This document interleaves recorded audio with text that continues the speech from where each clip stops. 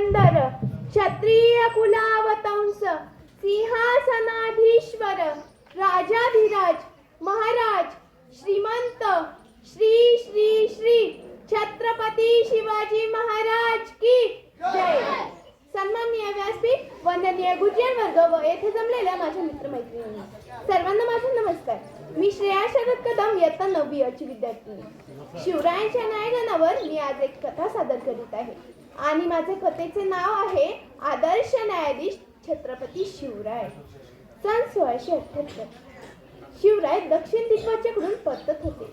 येताना वाटेत कर्नाटकातील बेलवाडी या गावामध्ये एक देसाई गडी होती। ती मावळ्यांना जिंकायचीच होती। मावळ्यांना नेतृत्व करणारा सखोजी गायकवाड नावाचा एक शूरवीर होता। झाले मोर्चे लागले, लढाई सुरू झाली। एक छोटीशी गडी जिंकायला कितीसा वेळ लागणार? मावळे लढत होते। गडीचा मालक धारातीर्थी पडला। आता तर नक्कीच जिंकल्यात जमा आहे गडी। पण आश्चर्य आहे, 1 दिवस गेला, 8 दिवस गेले, 15 दिवस गेले, तरी काही गडी फत्य होत नव्हती। शेवटी छत्रपती शिवरायाने सखोजी गायकवाडला खरमरीत निरोप पाठवला। राजे चिडलेत हे बघून सखोजीला चेवत चढला। मावळ्यांच्या अंगी स्फुरण आले, भयंकर रणकंदन माजले आणि गडी फत्य झाली। तब्बल 15 दिवस लागले ही गडी जिंकायला। गडीचा मालक धारातीर्थी पडून कोण लढले एवढे चिवटपणे? ती गडी लढवत होती एक स्त्री, सावित्री देसाई तिचे नाव। ती त्या धारातीर्थी पडलेल्या गडीच्या मालकाची विधवा पत्नी होती। तीच लढवत होती ही गडी। ती फक्त धारातीर्थी पडलेल्या गडीच्या मालकाची विधवा पत्नीच नव्हती, तर ती एका बाळाची आई सुद्धा होती। शिवरायांना मावळ्यांच्या विजयाची वार्ता समजली। त्यांना असे झाले, कधी एकदा गडीपाशी पोहोचतो। राजे गडीपाशी पोहोचले पाहतात तर काय, तेथे सखोजी नव्हते। थोड्या वेळाने सखोजी गायकवाड सावित्रीला कैद करून हजर झाले। सखोजी इतक्या रागात आणि द्वेषात होता की त्या रागाच्या आणि उन्मादाच्या भरात शिवरायांनी मावळ्यांना स्त्री, अबला, पुरुष, दुर्बल, म्हातारे आणि रोगी यांना हात न लावता त्यांचे रक्षण करण्याचा नियम तो विसरला। त्याचा राग इतका अनावर झाला की त्या रागाच्या आणि विजयाच्या भरात त्याने स्वतःच्या जिद्दीने लढलेल्या त्या गडीच्या मालकिनीवर म्हणजे सावित्रीवर अतिप्रसंग करण्याचा प्रयत्न केला। सरदारांनी व मावळ्यांनी त्याला प्रतिरोध केला, पण एका बाईचे शिरभ्रष्ट तर झालेच होते। शिवरायांना मावळ्यांच्या विजयाची वार्ता समजली, पण सखोजी गायकवाडच्या कुकर्माचीही। सखोजीने सावित्रीच्या हातापायात बेडे ठोकून तिला काळकोटीत टाकले। राजे गडीत आले, गादीवर स्थानापन्न झाले। त्यांनी सावित्रीला आणण्याची आज्ञा दिली।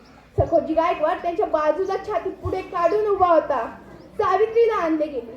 सावित्री गांगारलेली, घाबरलेली होती। आता माझं कसं होणार?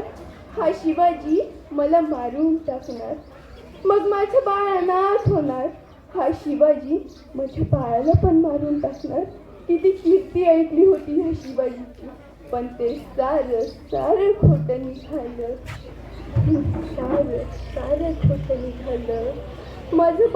माझ्या बाळाला मारून टाकणार। जर याचा सेनापतीच जर एका कैद झालेल्या बाईवर अतिप्रसंग करू शकतो, तिच्या हातापायात बेडे ठोकून काळकोटीत टाकू शकतो, हा तर कोणता राजा आहे? हा किती क्रूर असेल। सावित्री, मला मारा महाराज, मला मारा, पण माझ्या बाळाला मारू नका महाराज। हे तिचे करूर शब्द ऐकून शिवाजी राजे गहिवरले। त्यांनी तिच्या बाळाला आणण्याची आज्ञा दिली। बाळाला आणले गेले। त्यांनी बाळाला हातात घेतले। सावित्रीचे काही धडधडत होते। तेवढ्यात शिवरायांनी आज्ञा दिली, सावित्रीला बंदमुक्त करा। सावित्री पळत जाऊन महाराजांच्या पायावर पडली। महाराज, माझ्या बाळाला मारू नका महाराज, माझ्या बाळाला मारू नका। शेवटी शिवाजी राजांच्या मुखातून सावित्रीसाठी शब्द बाहेर पडले, ताईसाहेब, ताईसाहेब। कोण म्हणाला मी तुम्हाला मारणार आहे? या बाळाला मारणार आहे? मी तुम्हाला ताई म्हटलं आहे, म्हणजे हा बाळ माझा भाचा नव्हे। मी पहिल्यांदाच माझ्या भाच्याला भेटतोय, त्याला काहीतरी दिलं पाहिजे। बाळाच्या दूध भातासाठी ही जिंकलेली गढी मी त्याला देतोय आणि आजूबाजूचा प्रदेश तुमच्या चोळी बांगड्यांसाठी. सावित्री आश्चर्याने शिवरायांकडे पाहत होती. नंतर शिवरायांनी स्मित हास्य केले. नंतर शिवरायाने सखोजी गायकवाडकडे नजर ओढली. त्याला पाहताच त्यांच्या डोळ्यातून अंगारे बरसायला लागले. ते संतापाने थरथर कापायला लागले. त्यांचा हा रुद्र अवतार बघून सखोजी भरभरून गेला. तो महाराजांच्या पायावर जाऊन पडला. माफी द्यावी महाराज, माफी द्यावी. पुन्हा असं घडणार नाही महाराज, माफी द्यावी. हे त्याचे बोलणे ऐकून शिवरायांचा तिपाट उडाला. त्यांनी त्याला क्रोधाने दूर केले. काय काय सखोजी, काय केलं तुम्ही? मोगली जुलमी सत्तेतून प्रजा मोकळी व्हावी, धर्म आणि अब्रूचे रक्षण व्हावे म्हणून आम्ही हे स्वराज्याचे तोरण उभारले आणि तुम्ही बहिणीवर हात टाकण्याचा प्रयत्न केला? नाही सखोजी, नाही. या गुन्ह्याला शमन नाही.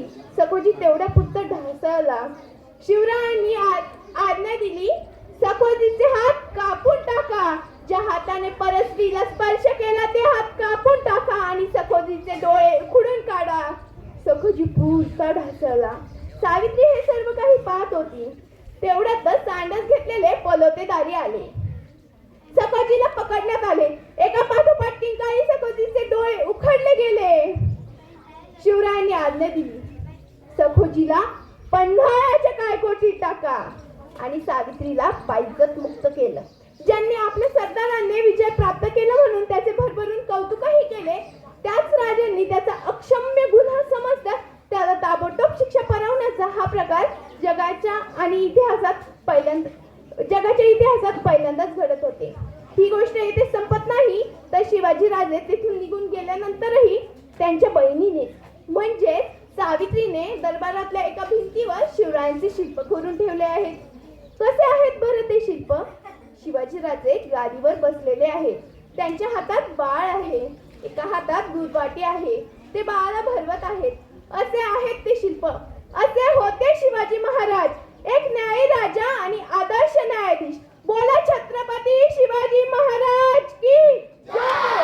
जय भवानी, जय शिवाजी, जय भवानी, जय शिवाजी. तुम्ही सर्वांनी शांत चित्ताने माझी कथा ऐकून घेतली त्याबद्दल सर्वांचे धन्यवाद व आम्हाला मार्गदर्शन करणाऱ्या शिक्षिका श्रीमती बावके मॅडम यांचेही खूप मनपूर्वक धन्यवाद. आभार. धन्यवाद सर्वांना.